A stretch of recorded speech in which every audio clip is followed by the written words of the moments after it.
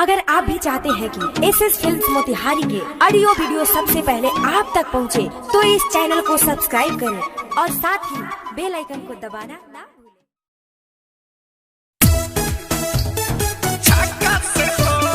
Music by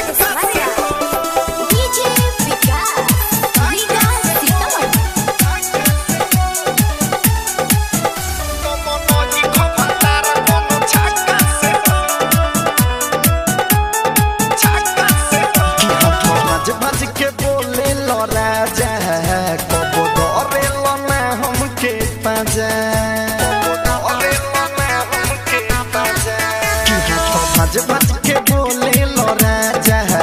कब धरे लो ना हमके पाजा तो बानी तो हो से हरान कब दिल न ध्यान बानी तो हो से हरान कब दिल न ध्यान बात कहतानी काका से हो सारी पेन होता रकिन के ढाका से हो कमन ई खबातार कोनो छाका से हो सारी पेन होता रकिन के ढाका से हो कमन ई खबातार कोनो छाका से हो छाका से हो छाका से हो छाका से हो छाका से हो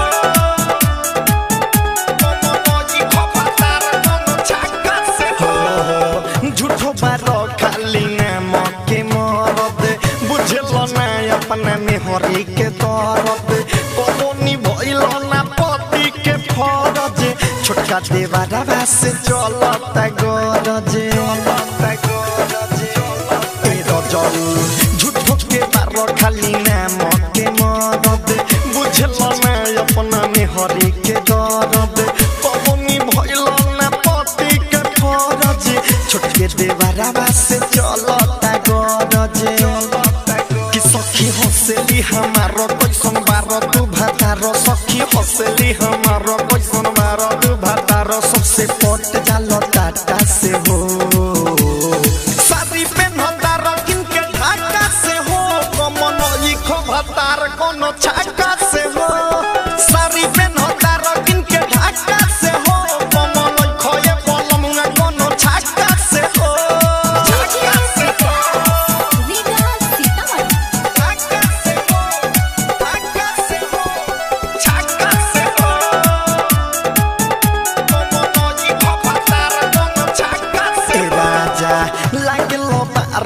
साफा बेला जा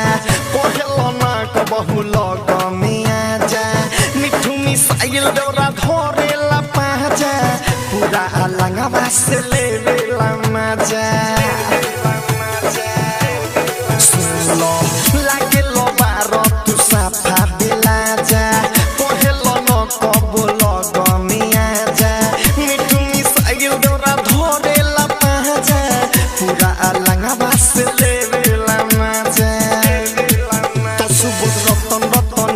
तोहर कैसन बा भेष सुधीर किशन रतनेश तोहर कैसन बा भेष सौरभ से बात कैनी साचा से हो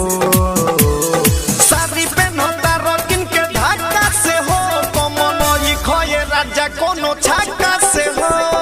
सारी पेन होता रकिन के ढाका से हो कमन ई खबलमुआ कोनो छाका से हो भज भज के बोले लो राजा कब धरे लो ना हमके पाजा भज भज के बोले लो राजा कब धरे लो ना हमके पाजा तो बानी तो हो से हरान कब दिल न ध्यान बानी तो हो से हरान कब दिल न ध्यान बात कहतानी काका से हो।